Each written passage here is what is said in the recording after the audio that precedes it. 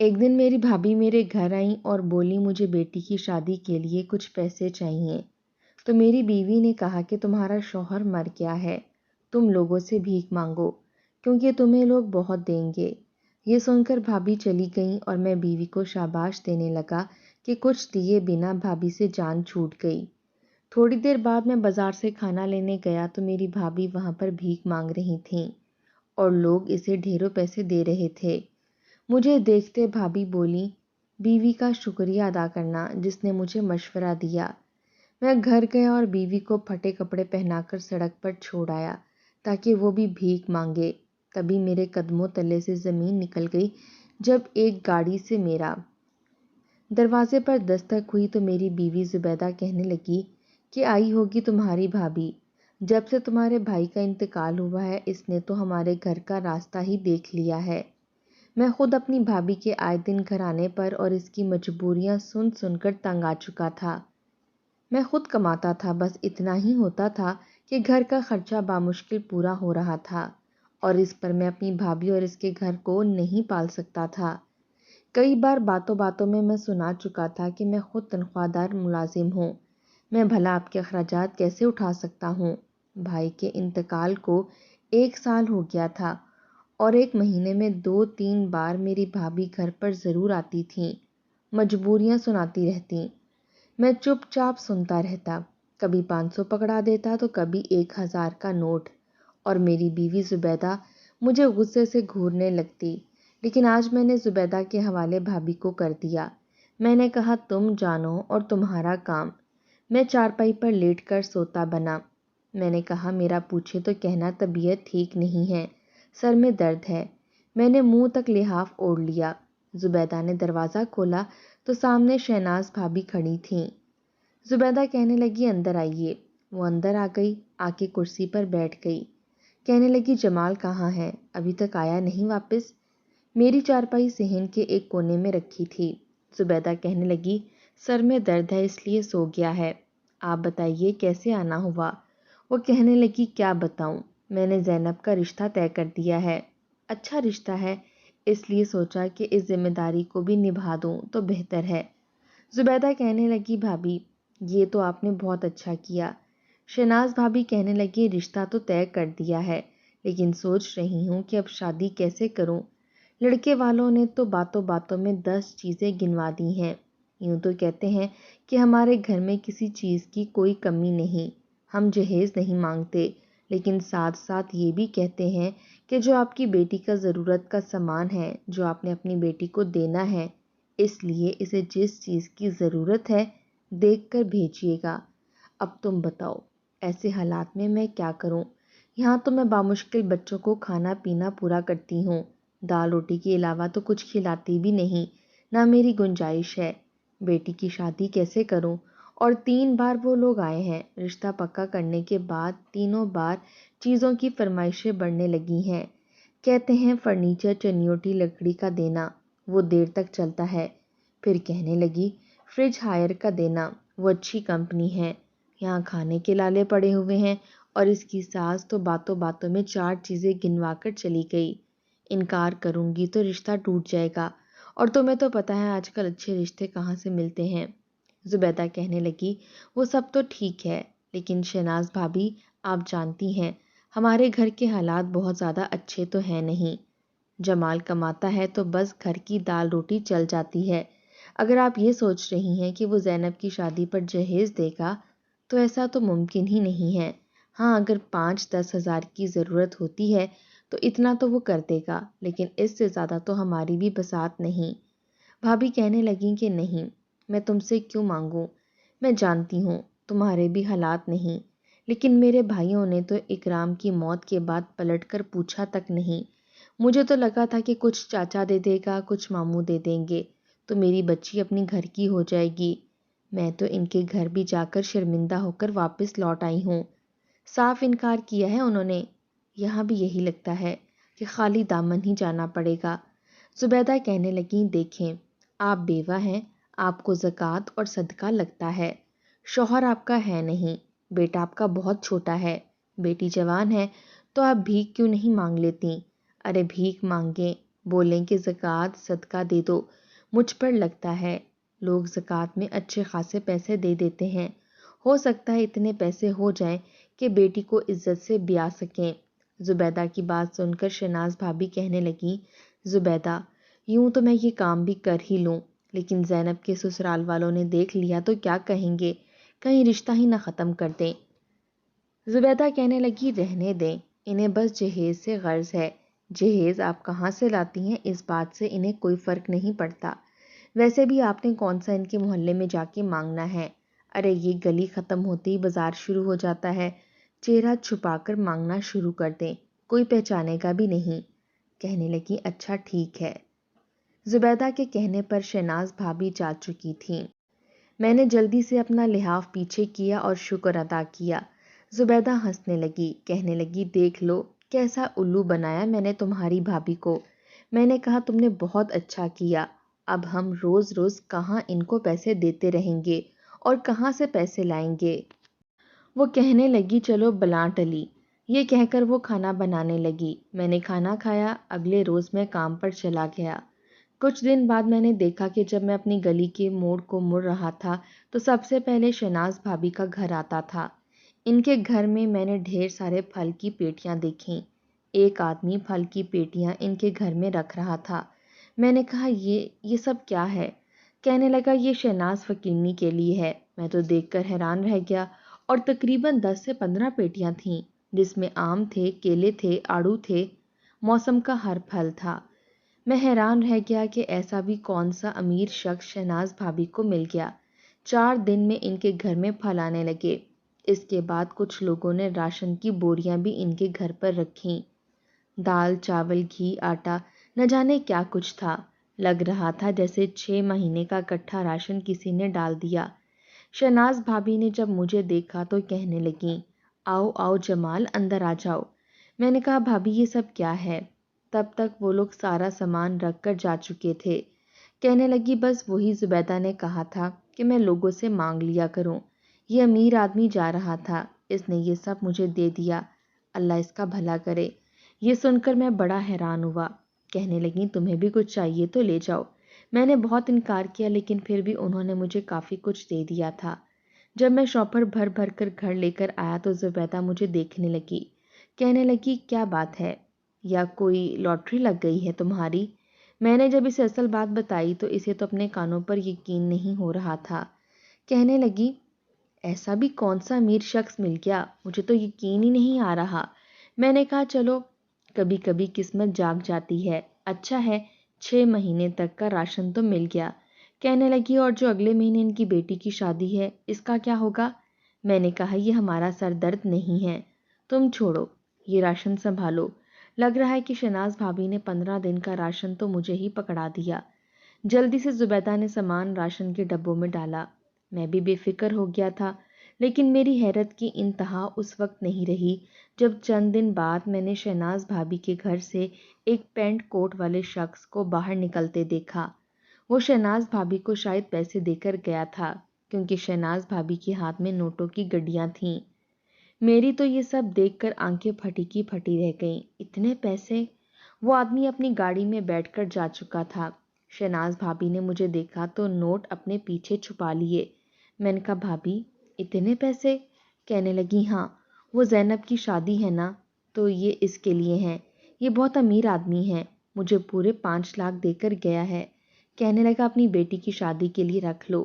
میں تو حیران رہ گیا، 5 لاکھ کی رقم بہت ہوتی ہے۔ کہنے لگی کہ بس اب میری بچی عزت سے اپنے گھر کو چلی جائے گی۔ میں واپس آ گیا۔ میں نے کہا کہ تمہیں پتہ ہے زبیدہ وہ امیر زادہ شہناز بھابی کو 5 لاکھ کی رقم دے کر گیا ہے زینب کی شادی کے لیے۔ یہ سن کر زبیدہ بھی حیران تھی۔ اگلے دن ہم دونوں میاں بیوی شہناز بھابی کے گھر پہنچ گئے۔ اس وقت زینب کے سسرال والے بھی آئے ہوئے تھے۔ شہناز بھابی ان کے ساتھ شادی کی تاریخ طے کر رہی تھیں۔ ہمیں دیکھ کر کہنے لگیں، یہ میرا دیور ہے اور دیورانی زینب کے چچا چچی ہیں۔ لڑکے والے بڑے خوش تھے کیونکہ بہو کے ساتھ ساتھ انہیں مناسب جہیز جو مل رہا تھا۔ زینب کی شادی پر میری بھابی نے اپنی بساط سے بڑھ کر خرچہ کیا تھا۔ میں حیران تھا، جہیز بھی دیا تھا، کھانا بھی اچھا دیا تھا۔ میرے دل میں یہ خیال آنے لگا کہ شہناز بھابی کے تو سارے نیارے ہو گئے۔ زبیدہ بھی وہی سوچ رہی تھی جو میں سوچ رہا تھا۔ کہنے لگی مجھے تو شہناز بھابی کی قسمت پر رشک آنے لگا ہے، پتہ نہیں کون شخص ہے جو اتنا مہربان ہے۔ میں نے کہا خیر چھوڑو، ہم کیا کہہ سکتے ہیں، لیکن ایک بات ہے، تمہارا مشورہ شہناز بھابی کے بڑے کام آیا ہے۔ اگلے روز جب میں کام پر جا رہا تھا تو میں نے شہناز بھابی کو بازار میں فٹ پاتھ پر بیٹھے دیکھا۔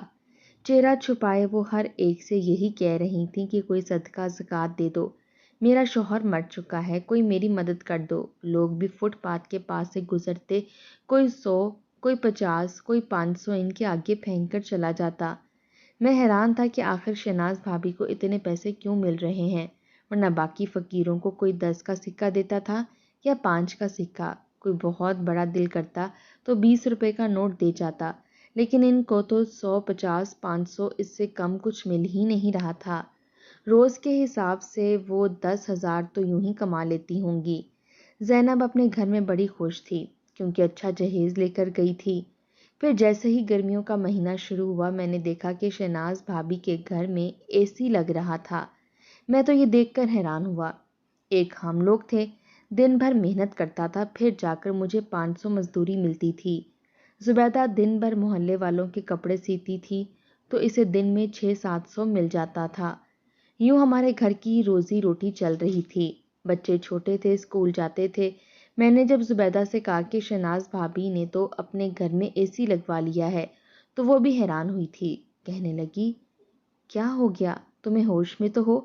کیا کہہ رہے ہو؟ میں نے کہا بالکل ہوش میں ہوں۔ تمہیں کیوں یقین نہیں آ رہا میری بات پر؟ کہنے لگی اتنے بھی کون سے ان کے دن پھر گئے ہیں جو لاکھوں روپے ان کے پاس آ رہا ہے۔ میں نے کہا تم نے دیکھا نہیں ہے، فٹ پاتھ پر بیٹھتی ہیں، روتی ہیں، وویلا مچاتی ہیں، بار بار یہ کہتی ہیں کہ میں بیوہ ہو گئی، میرا شوہر مر گیا، میری مدد کر دو۔ ارے لوگ 10-20 نہیں دیتے، 50-100 سے شروع کرتے ہیں، اور کل تو ایک بندے نے میرے سامنے 500 کا نوٹ دیا تھا۔ 15 منٹ میں کھڑا ہوا اور 15 منٹ کے اندر اندر 1000-2000 ان کے پاس جمع ہو گیا تھا۔ سوچو دن بھر بیٹھنے کا ان کو کتنا ملتا ہوگا، کم از کم بھی 10 سے 15,000۔ اے سی تو بڑے آرام سے خرید سکتی ہیں۔ میری بات سن کر زبیدہ سوچ میں پڑ گئی تھی۔ کہنے لگی ویسے مجھے نہیں پتا تھا کہ میرا مشورہ شہناز بھابی کو زمین سے آسمان تک لے جائے گا۔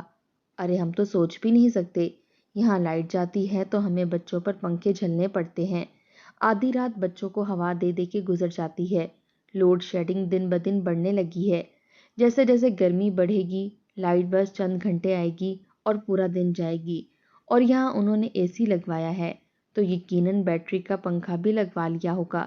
میں نے کہا ہاں لگ تو یہی رہا ہے، ویسے بھی گھر تو غفار بھائی کا اپنا ہی تھا، لیکن میں یہ سوچ رہا ہوں کہ یہ بل کیسے بھریں گی اے سی کا، میں نے سنا ہے کہ بہت بل آتا ہے۔ کہنے لگی ہاں یہ تو ہے۔ پھر کہنے لگی جمال میری بات سنو۔ میں نے کہا اب کیا ہے؟ کہنے لگی رات کو ہم شہناز بھابی کے گھر چلے جایا کریں گے، اے سی میں سو جائیں گے۔ ارے زینب کی تو ویسے بھی شادی ہو گئی ہے، شہناز بھابی کے 2 ہی تو بچے ہیں، اور اتنا بڑا کمرہ ہے، ہم بھی وہیں پر سو جائیں گے، کم از کم بچے تو سکون سے سوئیں گے۔ زبیدہ کی بات سن کر میں نے کہا تم خود پوچھ لو۔ وہ بچوں سمیت شہناز بھابی کے گھر چلی گئی، پھر صبح ہی آئی تھی۔ میرا جانا مناسب نہیں تھا، اس لیے میں پوری رات مچھر مار کر گزارا کر کر بیزار ہوا تھا۔ جب زبیدہ گھر آئی تو بڑی خوش تھی، کہنے لگی اتنا ٹھنڈا کمرہ تھا، میں تو چادر لے کر سوئی تھی، اور تمہیں پتہ ہے ان کا بل بھی نہیں آئے گا۔ میں نے کہا وہ کیسے؟ کہنے لگی کہ انہوں نے سولر کی پلیٹیں لگوائی ہیں، تم شاید لیٹ پہنچے ہوگے، تم نے دیکھا نہیں ہوگا، پورا گھر ان کا سولر پر چل رہا ہے۔ میں تو کہتی ہوں موجیں ہو گئی ہیں شہناز بھابی کی، ہمیں تو پتہ ہی نہیں چلا کب لائٹ گئی کب آئی، کتنی سکون کی نیند سو کے آ رہی ہوں، میں بتا نہیں سکتی۔ پتہ ہے صبح اتنا مزے کا ناشتہ کروایا انہوں نے، یوں نوٹ دیا جیسے کہ پتہ نہیں کہیں سے مفت کے نہ آ رہے ہوں، ہمیں تو مہینوں گزر جاتے ہیں پوری چنے کی شکل نہیں دیکھی۔ میں نے کہا مفت کے پیسے آ رہے ہیں ان کے پاس، انہیں کمانے تھوڑی پڑتے ہیں، وہ تو بس رونے روتی ہیں اور پیسے اکٹھے ہو جاتے ہیں۔ میری بات سن کر زبیدہ کہنے لگی ہاں ویسے مزے تو ان کے ہیں بہت ہیں، رات کو بھی انہوں نے بریانی منوائی تھی اور ہمیں بھی کھلائی، مت پوچھو میرا تو واپس آنے کا دل ہی نہیں چاہ رہا تھا۔ پھر سوچا کہ تمہیں ناشتہ بنا کر دینا ہے اس لیے آ گئی۔ چائے بنا دوں تمہیں؟ میری تو جیسے بھوک ہی مر چکی تھی۔ میں نے کہا نہیں، میں اپنے کام پر جا رہا ہوں۔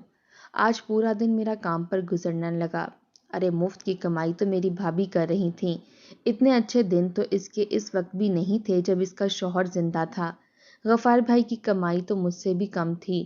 پورا مہینہ بڑی مشکل سے گزرتا تھا ان کا، اور شہناز بھابھی بڑے صبر سے گزارتی تھیں۔ مجال ہے کہ میں نے ان کے منہ سے کبھی شکوہ سنا ہو۔ جب بھائی کا انتقال ہوا میں تو سمجھا تھا کہ بس اب تو ان کے گھر فاقے ہوں گے، لیکن عجیب بات تھی، اس کے تو دن ہی بدل گئے۔ پھر میرے دماغ میں ایک ایسا آئیڈیا آیا کہ جس نے میرے دماغ کی بند بتیوں کو جگایا تھا۔ میں نے سوچا کیوں نہ زبیدہ بھی اپنا منہ ڈھانپ کر بھیک مانگے، اور وہ بیچاری پورا دن کپڑے سلائی کر کے بس 500-600 ہی تو کماتی تھی، اور میں پورا دن جو مزدوری کر کے اتنے تھوڑے سے پیسے کماتا ہوں، ہمارے بھی وارے نیارے ہو جائیں گے۔ لیکن اس سے پہلے مجھے اس سے پوچھنا تھا، کیونکہ مجھے نہیں لگتا تھا کہ وہ اس کام کے لیے راضی ہوگی۔ میں یہ سوچ رہا تھا کہ زبیدہ سے بات کیسے کروں۔ کچھ ہی دنوں میں نے اپنے اندر حوصلہ پیدا کر لیا۔ میں نے زبیدہ سے کہا کہ مجھے اس سے بہت ضروری بات کرنی ہے۔ وہ کہنے لگی کیا بات کرنی ہے؟ میں نے کہا دیکھو، اگر تم چاہو تو ہمارے بھی دن بدل سکتے ہیں۔ شہناز بھابھی کی طرح ہمارے گھر میں بھی ہر آسائش آ جائے گی۔ یہ سن کر اس کی آنکھیں چمکی تھیں۔ کہنے لگی وہ کیسے؟ میں نے کہا اگر تم میرا ساتھ دو تو وہ کہنے لگی کہ ہاں ہاں بتاؤ کرنا کیا ہے۔ میں نے کہا دیکھو زبیدہ، اگر تم اپنی انا کا مسئلہ نہ بناؤ تو پھر کام چل سکتا ہے۔ کہنے لگی منہ سے تو بولو کیا کرنا پڑے گا؟ میں نے کہا وہی جو شہناز بھابھی کرتی ہیں۔ یہ سن کر تو جیسے وہ چپ ہوئی تھی۔ کہنے لگی تمہارا دماغ تو خراب نہیں ہو گیا؟ اس کا شوہر مر چکا ہے، ان پر صدقہ زکوٰۃ لگتی ہے، تم زندہ ہو اور کماتے بھی ہو، ہاتھ پاؤں بھی سلامت ہیں۔ میں جو کر سکتی ہوں وہ کر رہی ہوں، آئندہ یہ بات اپنی زبان پر مت لے کر آنا۔ زبیدہ نے مجھے صاف انکار کر دیا۔ میں نے اسے بہت سمجھایا لیکن وہ نہیں مانی۔ کہنے لگی اس کا گھر زکوٰۃ اور صدقے سے چل رہا ہے، چاہے زیادہ آئے یا کم آئے، لیکن ہے تو صدقے اور زکوٰۃ کے نام۔ میں بھلا کیوں لوں؟ میرا دل نہیں مانتا جب مجھ پر صدقہ لگتا ہی نہیں ہے۔ میں صدقے کا مال کھا کر اپنے اوپر عذاب نہیں ڈال سکتی۔ میں نے کہا سمجھنے کی کوشش کرو، تم کیوں نہیں سمجھ رہی ہو؟ جیسے ہی ہمارے حالات اور بہتر ہوں گے ہم چھوڑ دیں گے۔ کہنے لگی 1 روپیہ بھی نہیں لاؤں گی اپنے گھر میں۔ جمال دوبارہ مجھ سے یہ بات نہیں کرنا۔ میں چپ ہو گیا۔ مجھے زبیدہ پر بڑا غصہ آنے لگا۔ عجیب پاگل عورت ہے۔ کتنی ہی عورتیں جن کے شوہر زندہ ہیں، بچے بھی ہیں، شوہر کے ہاتھ پاؤں سلامت ہوتے ہیں، اپنے ہاتھ پاؤں سلامت ہوتے ہیں، لیکن پھر بھی بھیک مانگتی ہیں، جھوٹ بولتی ہیں، جھوٹی رپورٹیں بنا کر اپنے بچوں کو خطرناک بیماریاں لگوا دیتی ہیں، گلی گلی مانگتے ہیں، اچھے خاصے پیسے کما بھی لیتے ہیں، اور یہ پاگل اور اس کو بس اتنی سی بات سمجھ نہیں آ رہی، بحث کیے جا رہی ہے۔ میرا زبیدہ کے ساتھ اسی بات پر آئے روز جھگڑا ہونے لگا۔ میں اسے سمجھاتا لیکن وہ الٹی کھوپڑی کی تھی، کہتی ایسا نہیں کروں گی۔ میں نے نہیں مانگنا۔ میں نے کہا تو پھر بھابھی کے گھر اے سی پر سونے کیوں جاتی ہو؟ وہ بھی تو زکوٰۃ اور خیرات کے پیسے ہیں۔ ان کے گھر سے پکا ہوا کھانا ہمارے گھر لے کر کیوں آتی ہو اور کیوں کھاتی ہو؟ وہ صدقہ زکوٰۃ نہیں ہوتا؟ کہنے لگی یہ اور بات ہے، وہ اپنی مرضی سے دیتی ہیں۔ میں نے کہا کچھ بھی ہو، یہ اور بات نہیں ہے، سمجھی تم؟ بہرحال جہاں میں ٹھیکے پر کام کرتا تھا، میرا ٹھیکے دار کے ساتھ جھگڑا ہو گیا، یہاں تک کہ لڑتے لڑتے بحث کرتے ہوئے بات ہاتھا پائی تک پہنچ گئی۔ ٹھیکے دار نے مجھے بہت مارا، میرے منہ پر نیل کے نشان پڑ گئے، ناک سے خون بہنے لگا۔ جب اپنے گھر آیا تو زبیدہ مجھے دیکھ کر پریشان ہو گئی، کہنے لگی یہ کیا ہوا؟ میں نے کہا اس ٹھیکے دار کے بچے نے مجھے مارا ہے، نوکری سے نکال دیا ہے۔ میرے چہرے کو دیکھ کر تو وہ رونے لگی، پریشان ہو گئی۔ ظاہر ہے جو بھی تھا میں اس کا شوہر تھا اور اس کو مجھ سے محبت بھی تھی۔ 2 دن میں میرا چہرہ تو ٹھیک ہو گیا، لیکن مجھے کام نہیں مل رہا تھا۔ میں نے کہا تم اپنی ضد میں بیٹھی رہو، چند پیسے ہیں وہ بھی چند دنوں میں ختم ہو جائیں گے، پھر فاقے کاٹنے پڑیں گے۔ اگر تم میری بات مان لو تو ہمارے گھر کی تنگی دور ہو جائے گی۔ پتہ نہیں مجھے دوبارہ نوکری کب ملے کب نہ ملے، لیکن تم ضدی عورت ہو، تم میری بات نہیں مانو گی۔ میں غصے میں تھا، جو منہ میں آیا بولتا چلا گیا، لیکن اس بار زبیدہ نے کچھ نہیں کہا، چپ چاپ میری باتیں سنتی رہی۔ حالانکہ وہ ایسی تھی نہیں۔ اگلے روز جب میں اٹھا تو حیران تھا۔ زبیدہ پھٹے پرانے کپڑے پہنے بیٹھی تھی، بالکل چپ چاپ تھی۔ اسے اس طرح کے حلیے میں دیکھ کر میں خوش ہو گیا۔ میں نے کہا بہت اچھا فیصلہ کیا تم نے۔ کہنے لگی صرف تمہاری محبت میں اور اپنے بچوں کی بھوک کو دیکھ کر، لیکن میں یہ نہیں کہوں گی کہ میرا شوہر مر گیا۔ جمال، میں یہ نہیں کہہ سکتی کہ تم مر گئے ہو۔ میں بہت محبت کرتی ہوں تم سے۔ میں نے کہا اچھا ٹھیک ہے، کہہ دینا بیمار ہے، کچھ بھی کہہ دینا۔ مجھے تو بس اس وقت کا انتظار تھا جب وہ لال رنگ کے نوٹ میرے گھر بھی لاتی، وہ بھی بنا کسی محنت کے۔ زبیدہ دیکھنے میں بے حد خوبصورت تھی اور میری اور زبیدہ کی عمروں کا بہت فرق تھا۔ میرے بھائی کی شادی کو 15 سال گزرے تھے، تب جا کر میری شادی زبیدہ سے ہوئی تھی، اور ہماری شادی کو بس 5-6 سال ہی ہوئے تھے۔ 2 بچوں کے بعد بھی زبیدہ 2 بچوں کی ماں نہیں لگتی تھی۔ ہم دونوں میں محبت کی شادی ہوئی تھی، ایک ہی محلے میں رہتے تھے، بس ایک دوسرے کو پسند بھی بہت کرتے تھے، اور شادی کے بعد بھی ہمارے بیچ کبھی لڑائی جھگڑا نہیں ہوا تھا۔ ہاں، حالات ضرور کبھی اچھے ہو جاتے تھے تو کبھی برے ہو جاتے۔ بہرحال یہ اس کی محبت تھی کہ وہ میری بات مان گئی۔ چہرہ چھپا کر وہ بھی روڈ پر بیٹھ گئی، بھیک مانگ رہی تھی، لیکن عجیب اتفاق تھا کہ اسے شام تک بس 400 روپے ہی ملے تھے۔ کہنے لگی جمال، اس سے اچھا تو میں سلائی میں کما لیتی ہوں، مجھے تو کسی نے بھی پیسے نہیں دیے۔ میری بے چینی بڑھنے لگی کہ شہناز بھابی کو کیسے اتنے پیسے مل جاتے ہیں، زبیدہ کو کیوں نہیں ملے۔ 1 مہینہ ہو گیا تھا، لیکن زبیدہ کو کبھی 200 روپے ملتے تو کبھی 400 اور کبھی 500، اس سے زیادہ نہیں ملتے تھے۔ ہمارے گھر کے حالات اور بھی زیادہ خراب ہونے لگے، مجھے کہیں کام نہیں مل رہا تھا، زبیدہ کو وہ پیسے نہیں مل رہے تھے جو شہناز بھابی کو ملتے تھے۔ ایک دن میں نے اسے تنگ آ کر کہا، زبیدہ اس طرح نہیں چلے گا، تم چپ بیٹھی رہتی ہو، بھابی کو دیکھا کیسے بولتی ہیں، وہ روتی ہیں، گڑ گڑاتی ہیں کہ ہائے میرا شوہر مر گیا، میری مدد کرو، میں بیوہ ہو گئی۔ کہنے لگی جب میں بیوہ نہیں ہوں تو کیوں کہوں؟ میں نے کہا تو کیا چاہتی ہو، میں مر جاؤں؟ میرا یہ کہنا تھا کہ زبیدہ نے میرے منہ پر ہاتھ رکھ دیا، رونے لگی، کہنے لگی ایسی باتیں کیوں کر رہے ہو، اللہ نہ کرے تمہیں کبھی کچھ ہو۔ میں نے کہا دیکھو ایسے کام نہیں چلے گا، رونا دھونا مچایا کرو کہ میرا شوہر بیمار ہے، اس کے علاج کے پیسے نہیں ہیں۔ میں نے اسے بہت سمجھایا، اس نے ایسا ہی کیا، لیکن پھر بھی رات تک وہ صرف 500 روپیہ ہی لائی تھی، اور اسے گھر کا خرچہ کرنا بہت مشکل تھا۔ میں اب اور زیادہ بے چین ہونے لگا۔ میں نے کہا تم ایسا کرو کہ جہاں شہناز بھابی بیٹھتی ہیں وہاں بیٹھ جایا کرو۔ کہنے لگی وہ کیا سوچیں گی کہ میں ان کے حق پر ڈاکہ ڈال رہی ہوں؟ میں نے کہا جو سوچنا ہے انہیں سوچنے دو۔ ایسا کرو جس امیر شخص سے وہ مدد مانگتی ہیں تم بھی مانگو، وہ بہت پیسوں والا ہے، اس نے بھابی کی بڑی مدد کی ہے، اگر ایک بار وہ شخص تمہاری مدد کر دے گا تو ہمارے وارے نیارے ہو جائیں گے۔ زبیدہ وہیں بیٹھنے لگی جہاں شہناز بھابی بیٹھتی تھیں۔ اب یہ ہوتا تھا کہ دن میں 600-700 اسے بھی مل جاتے، لیکن جس طرح سے لوگ شہناز بھابی کو دیتے تھے اسے نہیں دیتے تھے۔ ایک بار میں نے دیکھا کہ اسی امیر شخص کی گاڑی فٹ پاتھ کے پاس سے گزر رہی تھی۔ اس روز جب زبیدہ گھر آئی تو اس کے ہاتھ میں 2000 تھے، میں بڑا خوش ہوا۔ کہنے لگی اس امیر شخص نے مجھے بھی دیے اور شہناز بھابی کو تو اس نے اچھے خاصے پیسے دیے ہیں۔ میں بڑا خوش ہوا، کہنے لگی لیکن وہ کبھی کبھی آتا ہے۔ میں نے کہا ایسا کرو اب آئے تو اپنے چہرے کی چادر ہٹا دینا۔ یہ سن کر کہنے لگی وہ کیوں؟ میں نے کہا ایک بار اگر اس نے تمہارے خوبصورت چہرے کو دیکھ لیا تو تمہیں شہناز بھابی سے زیادہ پیسے دے گا۔ کہنے لگی میں سمجھی نہیں، چہرے کا کیا تعلق ہے؟ بھابی نے بھی تو چہرہ کبھی نہیں ہٹایا۔ میں نے کہا وہ ویسے بھی دیکھنے میں اچھی نہیں ہیں، عجیب سی ہیں، عمر بھی اتنی ہو گئی ہے، موٹی بھی ہو گئی ہیں، اتنی خوبصورت بھی نہیں ہیں۔ دیکھو یہ امیر لوگ خوبصورت فقیرنیوں کو بہت پیسے دیتے ہیں۔ میرے مجبور کرنے پر زبیدہ نے ایسے ہی کیا تھا اور اسے 10,000 روپے ملے۔ یہ دیکھ کر میری آنکھیں چمکیں، لیکن زبیدہ چپ چپ سی تھی۔ میں نے کہا تمہیں کیا ہوا؟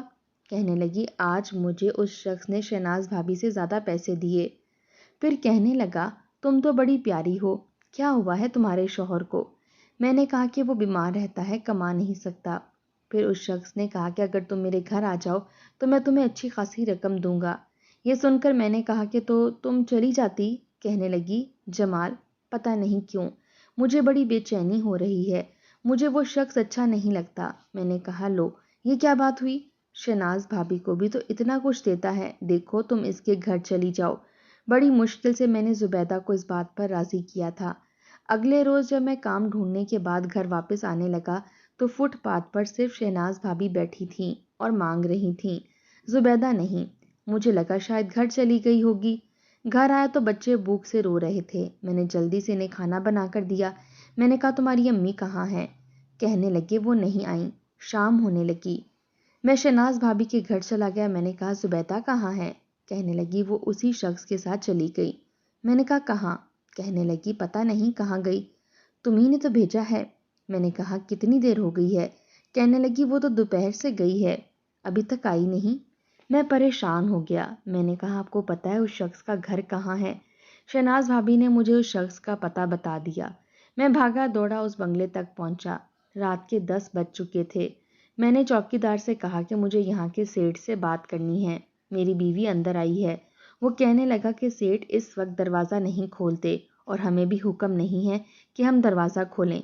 दरवाज़ा सुबह ही खुलेगा। मैं पूरी रात चौकीदार की मिन्नत समाजत करता रहा कि मेरी बीवी अंदर है, लेकिन इसने मेरी एक नहीं सुनी। मैं दरवाजे के बाहर बैठा बेचैन होता रहा। सुबह दरवाज़ा खुला था। फजर से कुछ देर पहले उजड़ी बिखरी हालत में जुबैदा इस घर से बाहर निकली थी। इसे देखकर मेरे होश उड़ गए थे। मैंने कहा क्या हुआ है तुम्हें?